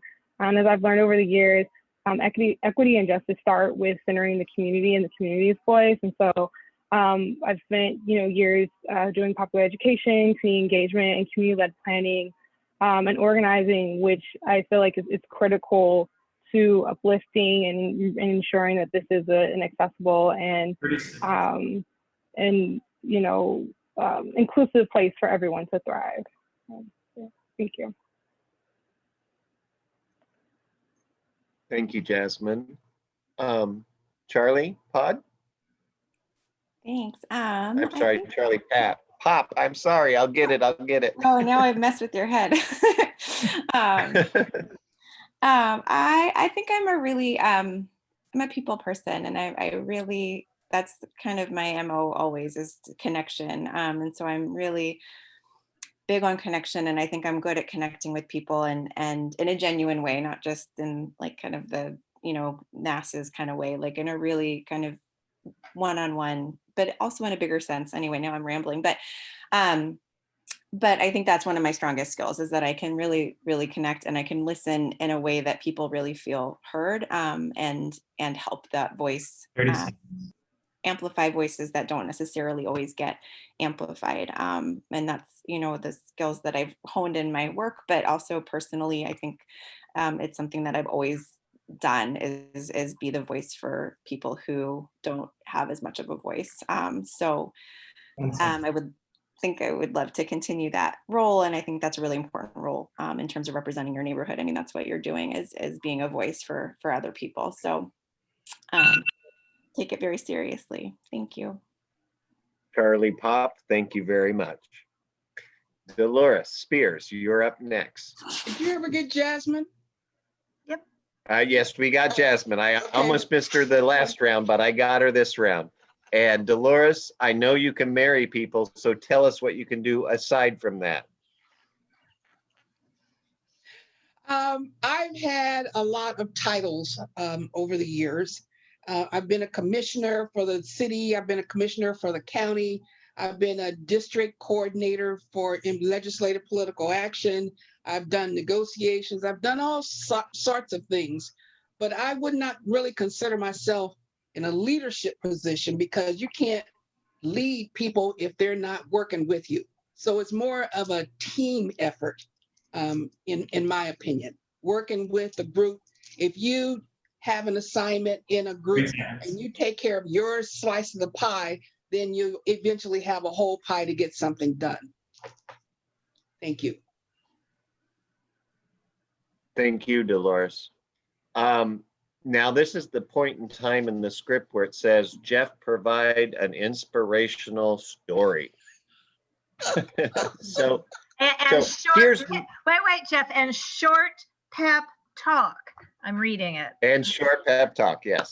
So first and foremost, again, I mentioned at the beginning that we're dealing with 17 candidates. And as long as I've been involved with UNNC, I don't think we've had that number of candidates running. So first and foremost, thank you.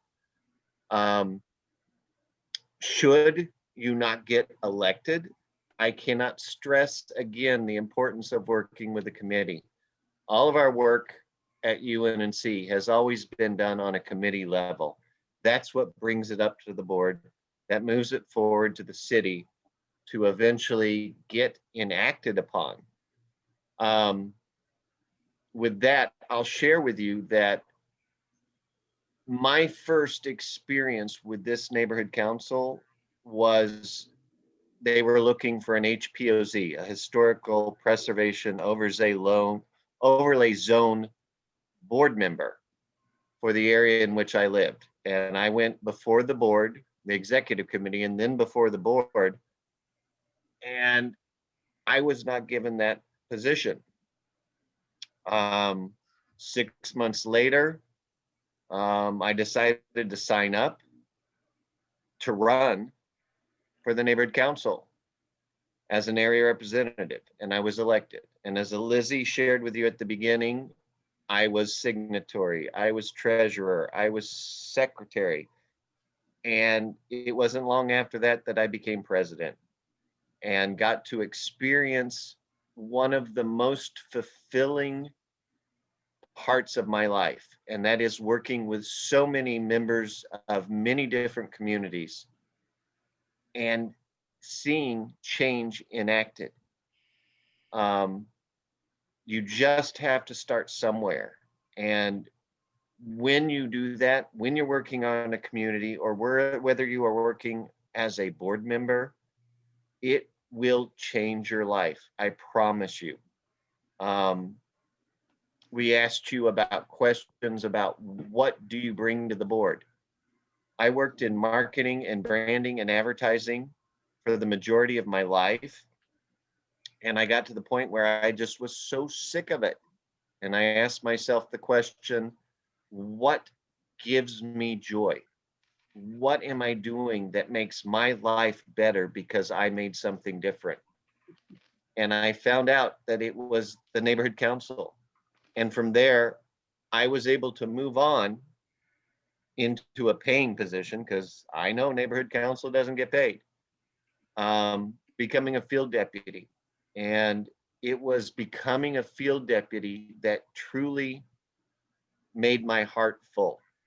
I mean, so much so that I've moved on to my next field deputy assignment. So I've moved from CD10, which is the heart of UNNC, or UNNC is the heart of, I should say, to now becoming a Valley girl.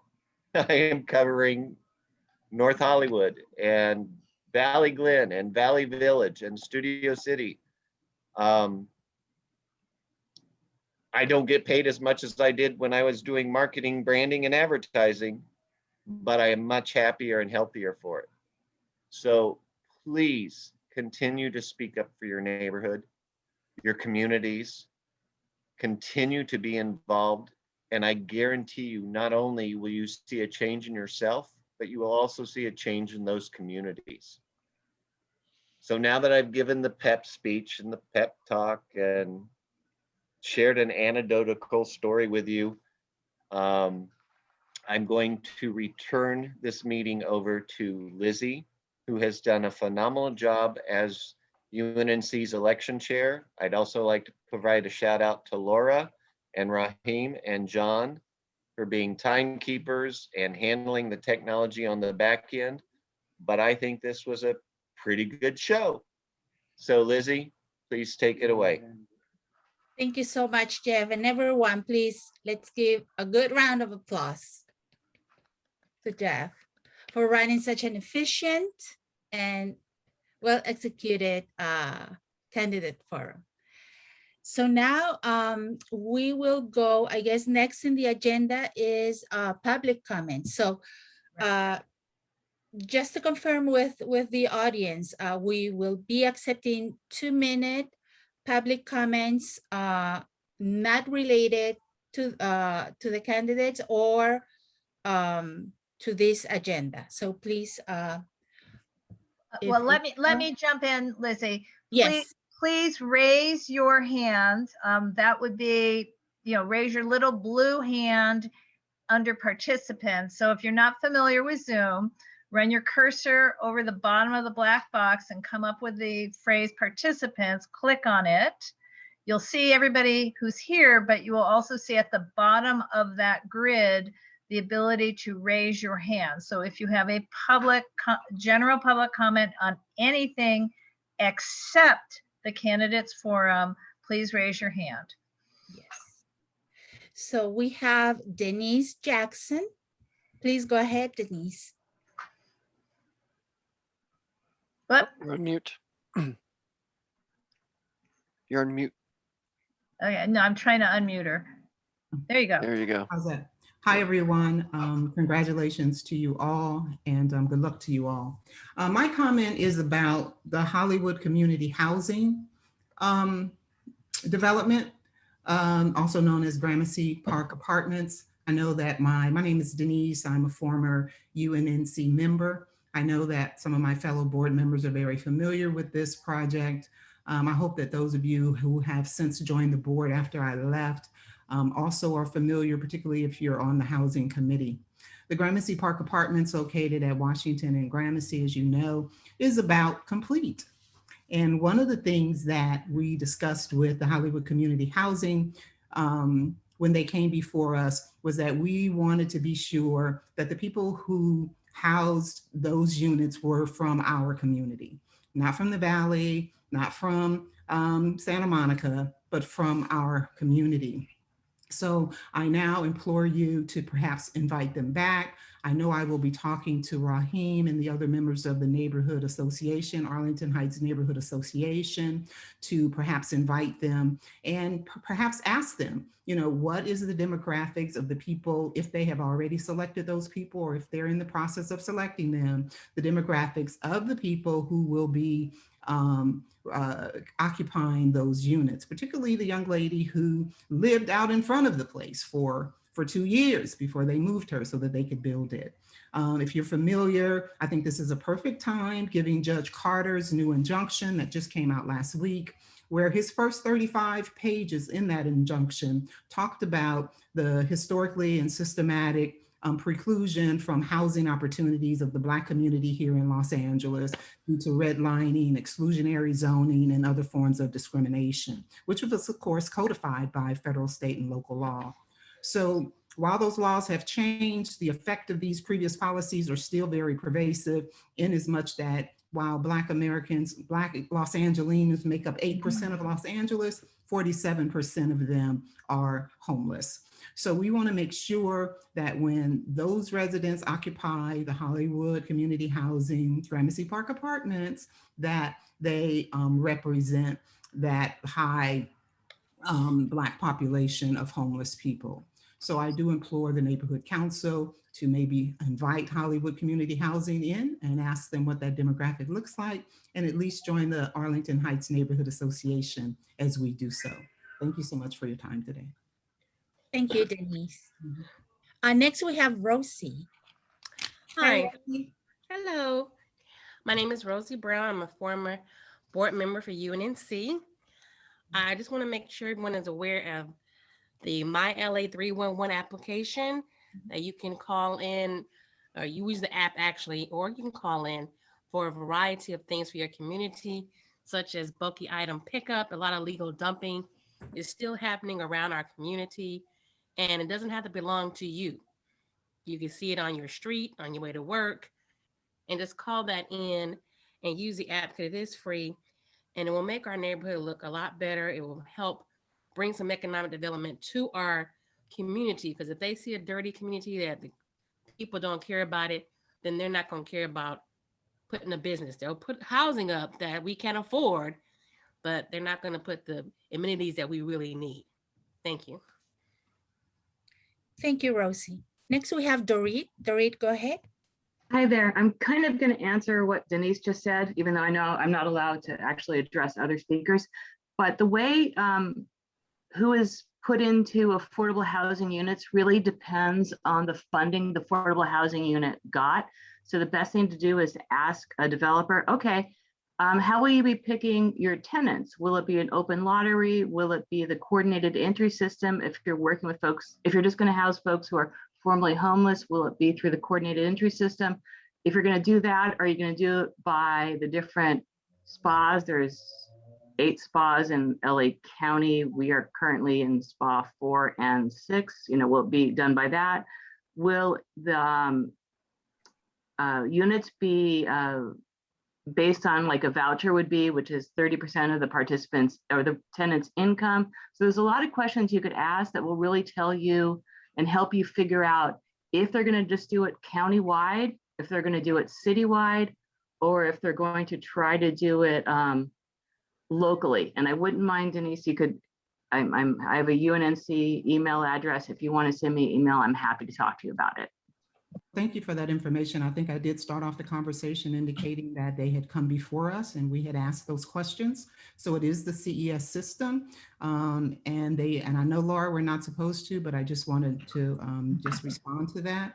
And those systems in and of itself are a part of the historically and systematic systems that are keeping the majority of the homeless community, that 47%, out of these units. So it's particularly if you would read the injunction, it has the historical breakdown and the numbers.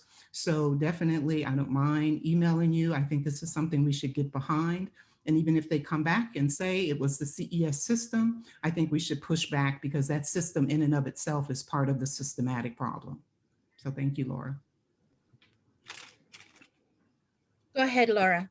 Yeah, sorry, I can't raise a blue hand. So yeah, we're not supposed to have a discussion. I just do want to point out, and we can reschedule this for Planning and Zoning Committee, but we did have Hollywood Housing at the Planning and Zoning Committee, I want to say last November, possibly October, but before the application period had closed. So part of the presentation was about how to apply for these units. And we also sent out an e-blast that included that. I will say that half of the units are affordable senior housing and half are affordable seniors who were homeless. So the two different kinds come from two different sources. it is my understanding it's fully leased up.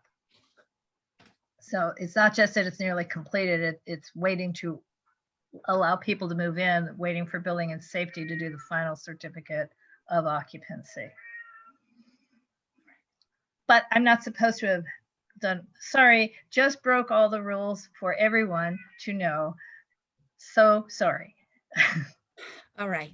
Thank you. I do have a public announcement. We sent out an e-blast, but I do want to point out that tomorrow is the very last day to apply for renters, for the renters relief, and landlords could also apply, but it's the very last day to apply. We have it posted on the UNNC Facebook page, and it's 11:59 p.m. Friday, April 30th is it. So if you know any renters who are behind on their rent, this is a really good program, but it's going to expire. The most important thing to also know is that the priority is for people who are at 30% of area median in terms of their own income, and it will probably render people who have roommates or in larger houses ineligible because they combine the income of all the housemates. It's not the individual, even if the individual is only responsible for his or her rent. So it's not a perfect program in our community where we have the large houses with housemates. And that is my announcement. Thank you, Laura. Anyone else who would like to share a public comment? I see no hands. So before adjourning this meeting, I would like to briefly do a recap and some concluding remarks. So again, the deadlines that we need to look for.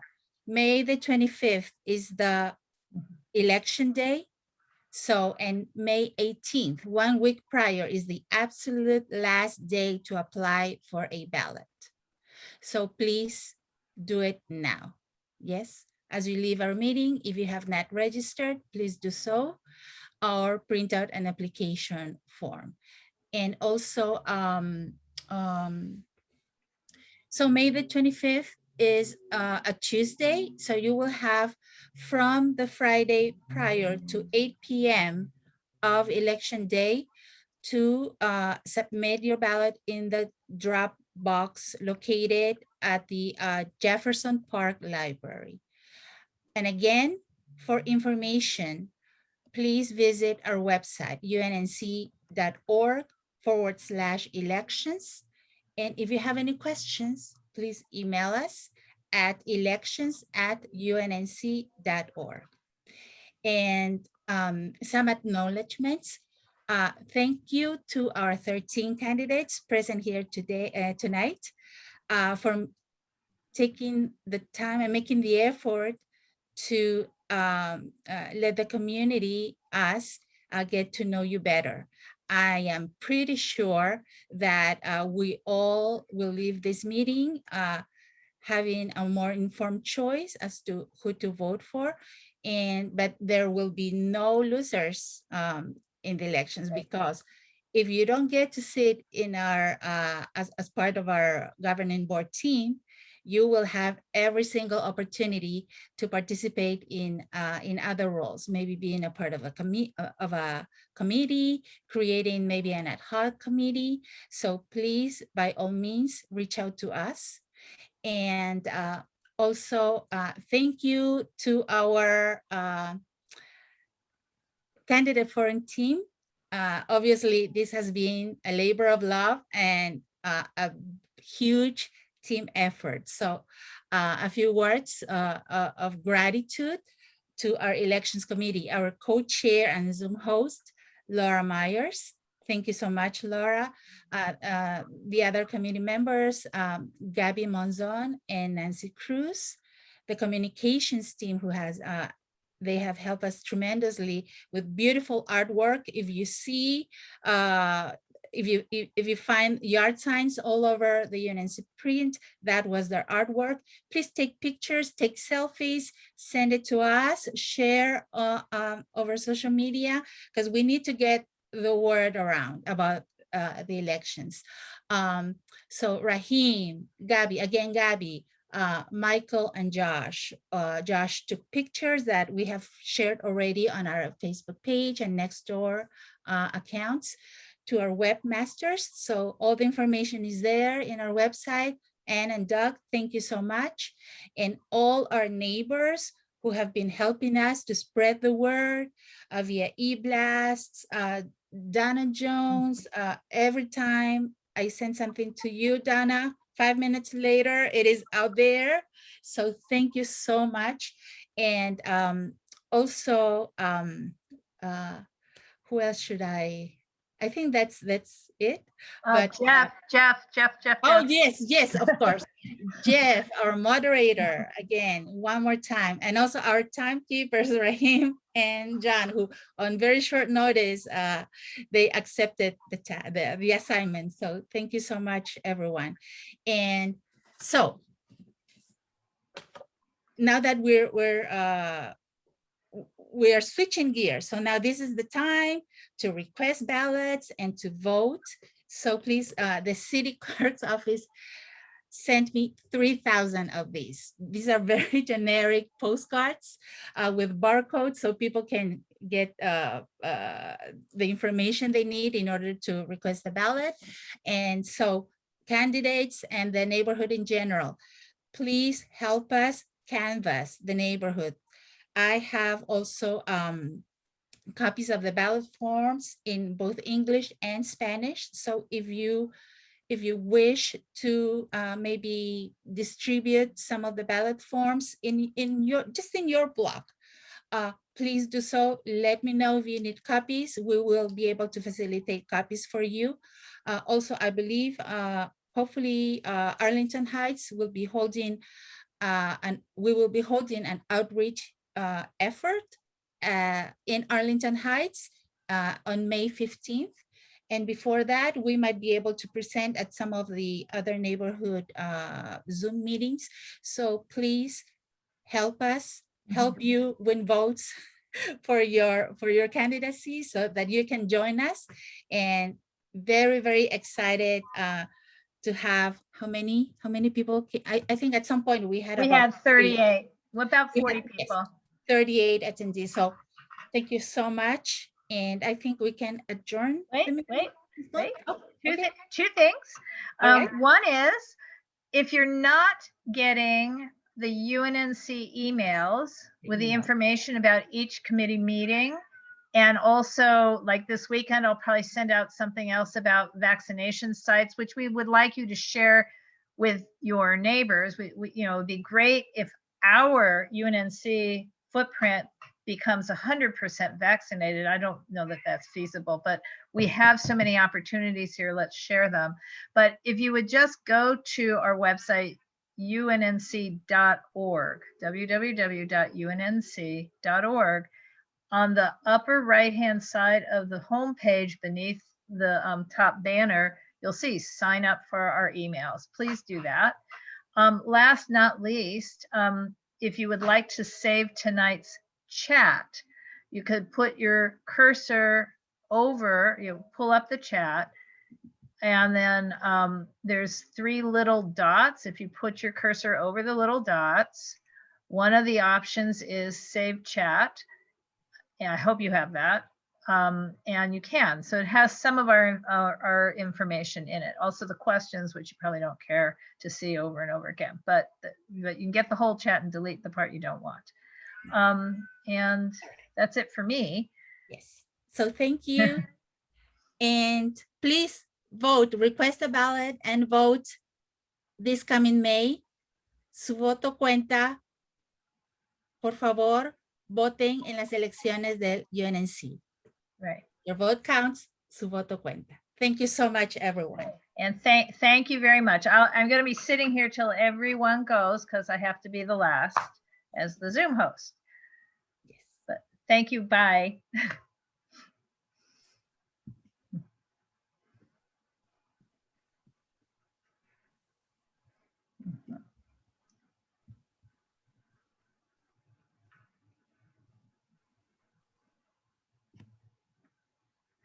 Okay, I'm going to end the meeting, Lizzie. Yes, and the recording.